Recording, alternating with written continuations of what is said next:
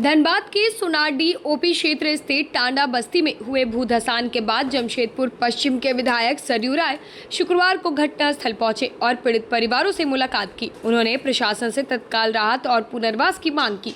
इस दौरान मीडिया से बातचीत में उन्होंने राज्य की सियासत पर भी बड़ा बयान दिया। उन्होंने हेमंत सोरेन को कांग्रेस और भाजपा से अलग नई सरकार बनाने का प्रस्ताव दिया। राय ने कहा कि वर्तमान राजनीतिक हालात में वैकल्पिक सरकार बन सकती है और वह खुद बिना शर्त समर्थन देने को तैयार है। सरयू राय ने कांग्रेस और जेएमएम के बीच चल रही खींचतान पर भी सवाल उठाए। उन्होंने कहा कि बिहार और असम चुनाव में कांग्रेस अपने सहयोगियों को पर्याप्त हिस्सेदारी नहीं दे रही है, जिससे गठबंधन कमजोर हो रहा है। इन्होंने यह भी कहा कि चुनाव के बाद यही दल फिर साथ आने की बात करते हैं, जिससे उनकी विश्वसनीयता प्रभावित होती है। राय ने संकेत दिया है कि बिना कांग्रेस भाजपा के भी सरकार बनाई जा सकती है, हालांकि यह थोड़ी अस्थिर हो सकती है। अब देखना यह होगा कि हेमंत सोरेन इस प्रस्ताव पर क्या रुख अपनाते हैं। लंबे समय से बिहार में चुनाव हुआ, बिहार का चुनाव हुआ, उसमें जेएमएम हिस्सेदारी मांगा, हिस्सेदारी नहीं मिला उसको। असम के चुनाव में हिस्सेदारी मांगा, हिस्सेदारी नहीं मिला।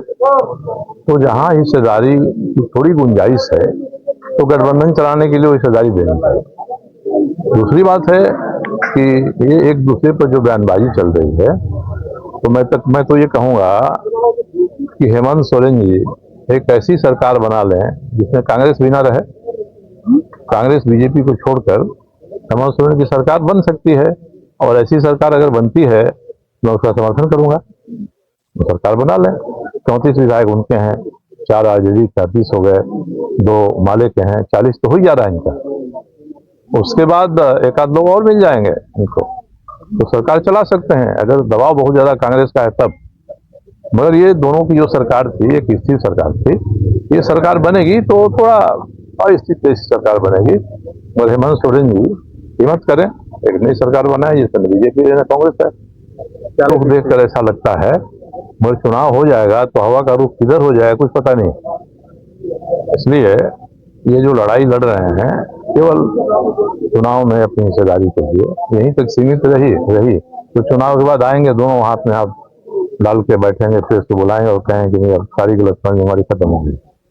मगर अगर सही में वास्तव में अगर इनके के राजू हैं, वो बयान दे देते हैं कि ये सारे जो अफसर यहाँ के वो माफिया, माइनिंग माफिया के दबाव में काम कर रहे हैं, तो ये तो सीधे हेमंत सोरेन जी पर हमला है। तो हेमंत सोरेन तय करते हैं, उनका जो व्यक्तित्व बना है तो एक सरकार बनाए जो जिसमें भाजपा न रहे, जिसमें कांग्रेस न रहे।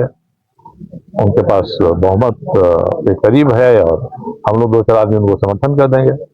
मैं तो आज पहले ही आपको घोषणा कर दिया आपके सामने। ये बना सकती है सरकार, थोड़ी अस्थिर होगी, लोगों की मांग बढ़ जाती है जैसे ना।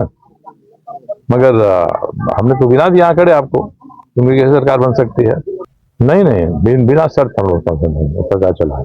तो उससे कर रहा हूँ कि यदि सरकार बनती है, हेमंत सोरेन जी आगे आते हैं, तो मैं उस सरकार की स्थिरता के लिए उनको समर्थन दे दूंगा।